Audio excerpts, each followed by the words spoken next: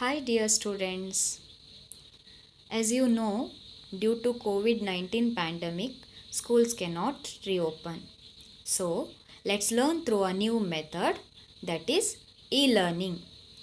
This is the new way of teaching and learning for you as well as for me.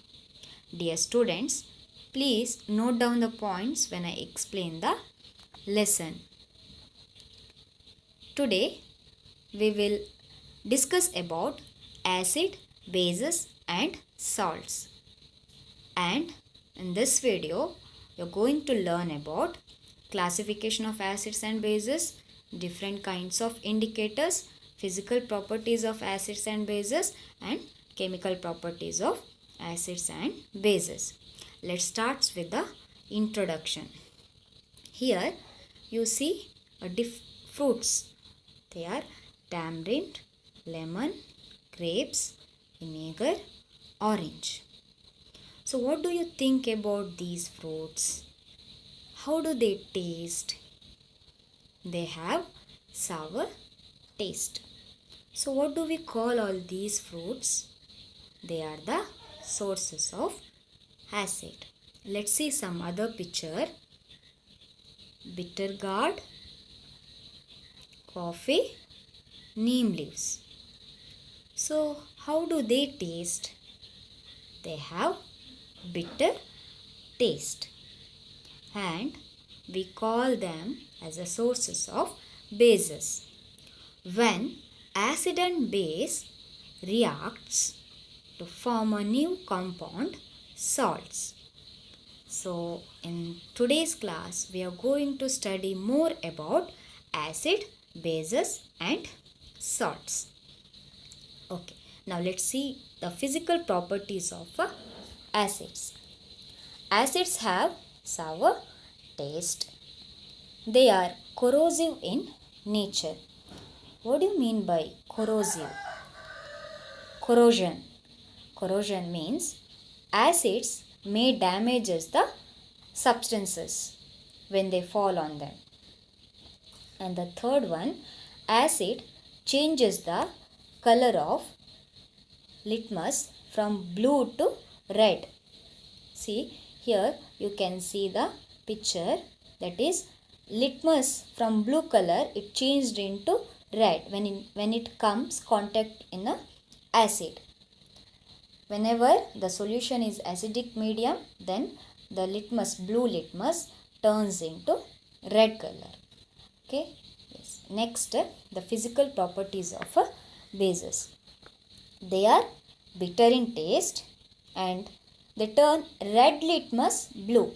Here, red litmus changed into blue color, and they are soapy in nature.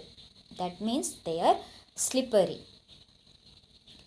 Next, what are indicators? So, indicators are the substances used to test whether a given substance is acidic or basic or neutral in nature. You already saw the litmus paper in the previous slide. So the litmus paper is a natural indicator, and there are two types of litmus paper. One is in red color, the another one is a blue in color. So why this is a natural indicator? Because they are extracted from lichens. Lichens are nothing but spread over the surface of rocks, walls and trees. Okay. So that's what they are considered natural indicator.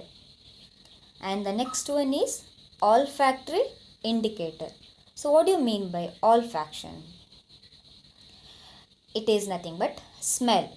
There are some substances, through their smell also we can identify as acidic or basic medium.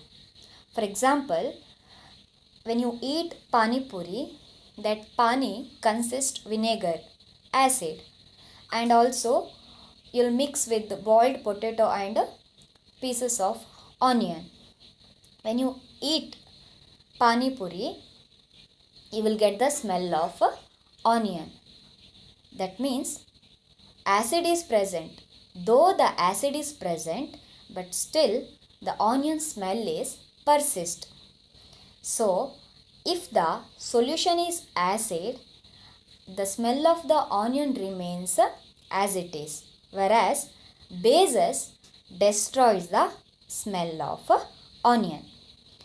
Another example for olfactory indicator is vanilla essence. And the third one is methyl orange. See, methyl orange, here you can see two solution. So orange and yellow. This orange is nothing but the acidic solution. Okay, if the solution is acid, then the methyl orange changes its color into red, and if the solution is base, then it turns into yellow. So this is the synthetic indicator, means it is prepared in a lab. There are many synthetic indicators. Another example is phenolphthalein. So this is about the indicators. Next, we'll move on to the classification of acids. So we can classify the acids based on their sources. Okay, depending upon source from which they are obtained. First one, organic acids. They are obtained from plants and animals. For example, lemon, tamarind, citrus fruits, orange, grapes, etc. So all these are the sources of organic acids, means they are obtained from natural. They are also called as natural, and these acids consist carbon atom. Inorganic acids are obtained from minerals present in the earth. For example, nitric acid, sulfuric acid, and these are called as a strong acid. And as you know, sulfuric acid is called as a king of acids. So the next is depending on the quantity of water present in the acid. Here you see two beakers. In the first beaker, a little bit of salt is added to the solvent. Here the solvent is nothing but water, and this is considered a dilute solution. Here the solute is salt. And in the second beaker, a lot of salt, that is compared to the first beaker, here more quantity of salt is added to the same amount of water, and this is became concentrated. Now you may understood that what is dilute and what is concentrated. Yes, dilute acid means the concentration of water mixed in the acid is higher than the concentration of the acid. Acid consists more amount of water. Here, for example, 58% of sulfuric acid, it is a diluted acid. So what is concentrated acid? It is in either pure form or has a high concentration. For example, strong coffee. Yes, you might have tasted weak coffee and strong coffee. You can imagine that. So the example for concentrated acid is 98% of sulfuric acid. It is highly concentrated. So how do we dilute concentrated acid? See, we can dilute concentrated acid by adding concentrated acid slowly in water with the continuous stirring. So always when we dilute acid, we should add acid to the water, not water to the acid. So by doing so, the heat released is comparatively less and is constantly absorbed by water, hence, and it prevents the reaction from becoming violent. Then the classification of acid based on strength. So strong acid, always strong acids completely dissociating into hydrogen ions. So they completely ionized into hydrogen, H plus ion. Whereas weak acids are do not completely dissociates into hydrogen ions. Example for strong acid: hydrochloric acid, nitric acid, and sulfuric acid. These acids are considered strong acid, whereas acetic acid, oxalic acids, they are the example of weak acids. Can you now say what weak and strong bases are? So strong bases completely dissociates into water to give hydroxide ion, OH minus ion, and weak bases do not completely dissociate in water to give hydroxide ions. Example for strong base: hydroxide of all reactive metals such as sodium hydroxide, potassium hydroxide, magnesium hydroxide, calcium hydroxide, etc. So weak bases are aluminum hydroxide and ammonia. This is about the classification of acids and bases. Next we move on to the chemical properties of bases. The first one,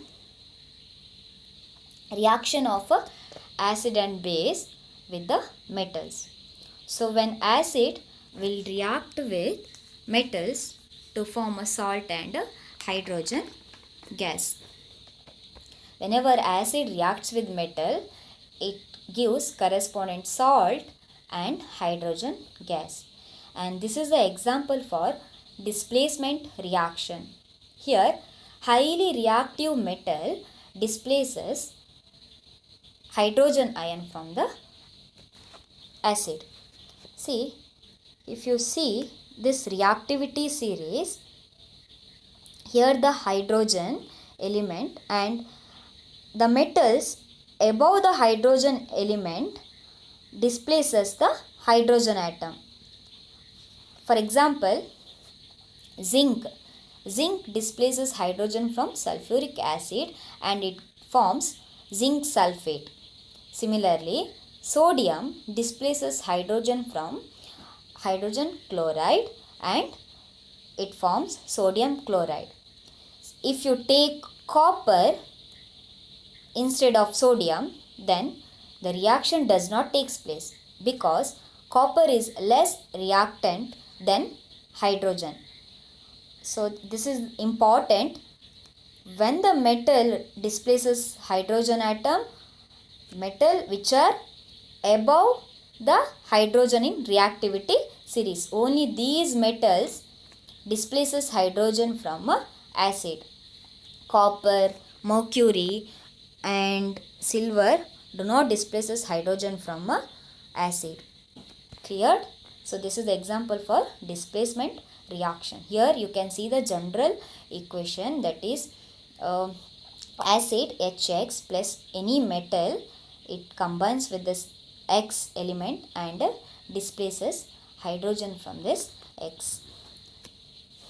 Similarly, when bases react with metal, it produces respective oxysalt and hydrogen gas. See, this is also important, and these bases, sodium hydroxide reacts only with zinc and aluminium to give sodium zincate, and the second equation, it is not balanced. Try to balance the equation.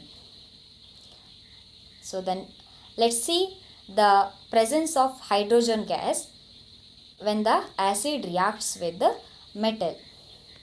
See, hydrogen gas released can be tested by bringing burning candle near gas bubbles. It bursts with the pop sound, and this is very important.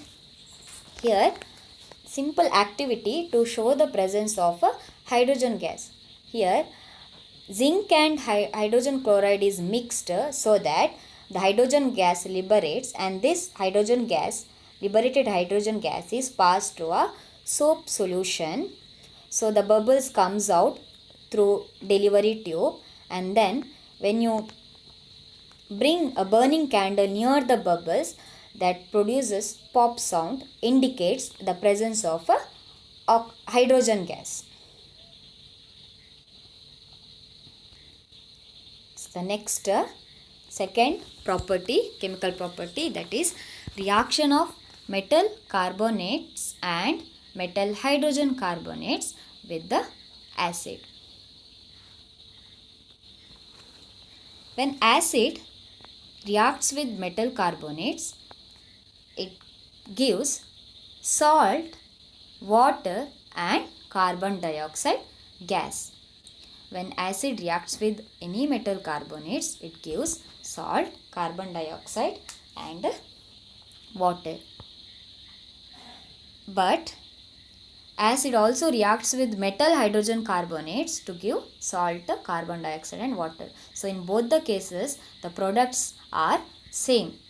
But bases do not react with metal carbonates and metal hydrogen carbonates. Only the acid will react with metal carbonates and metal hydrogen carbonate. Let's see the reaction between acid and base. As I told you, when acid and base combines to form salt and water, and this reaction is called neutralization reaction. See here, HX, that is acid consists of H plus ion, whereas base here MOH, it consists OH ion. When they combines to form MX, that is salt, and H2O. So HOH is nothing but H2O. Okay, so here the equation is given. Example, hydrogen chloride plus sodium hydroxide gives sodium chloride and water. So it involves H plus and OH minus ions. H plus hydrogen ion and OH minus means hydroxide ions to generate water. So this is very, very important. Let's move on to the next reaction of acid and base with the water. So when an acid dissolve in water, they give hydrogen ion, H plus.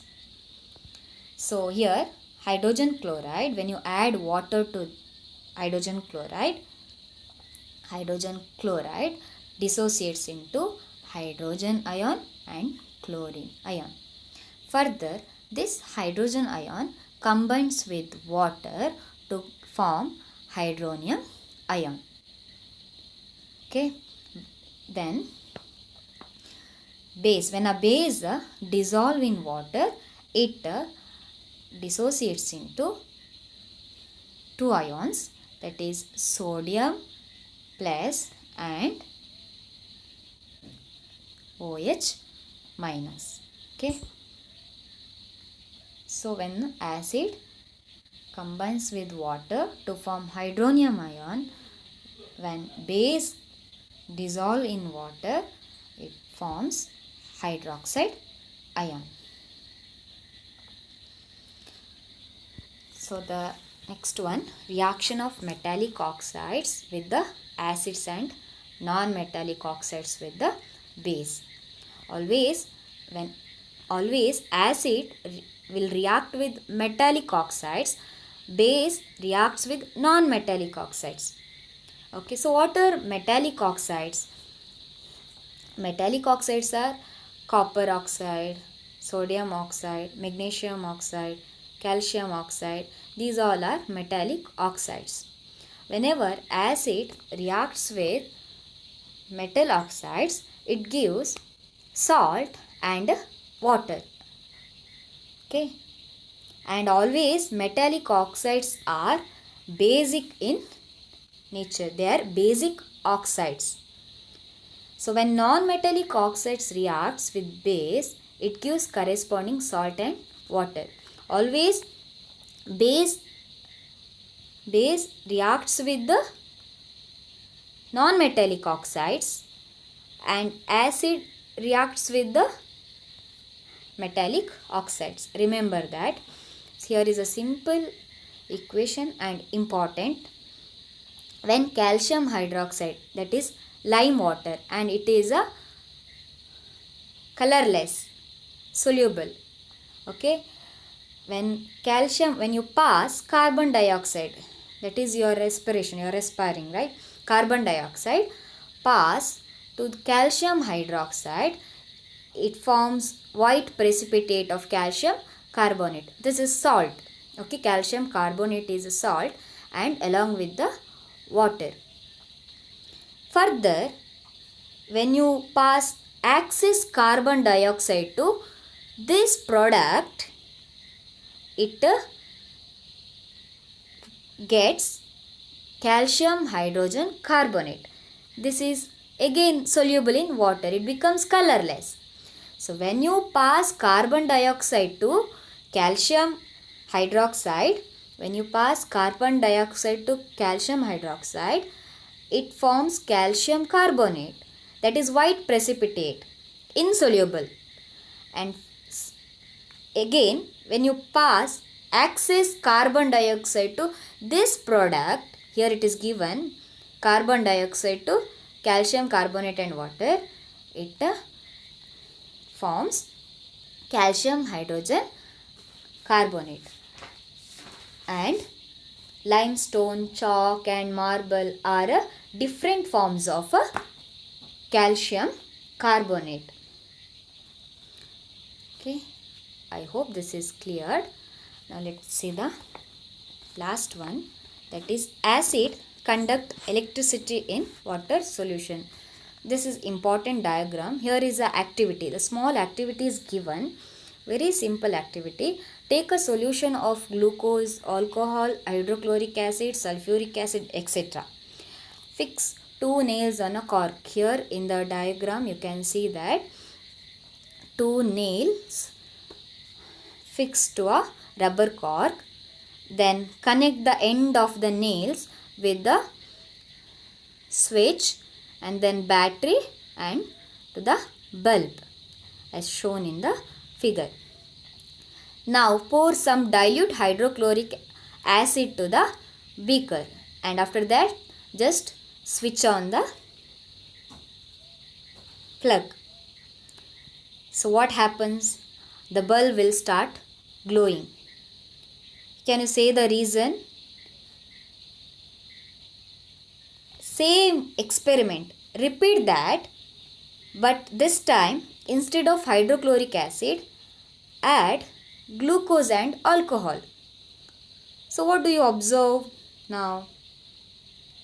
Bulb do not glowing. Can you say the reason now? Yes, glucose and alcohol solution do not conduct electricity. Okay, now we'll see the result.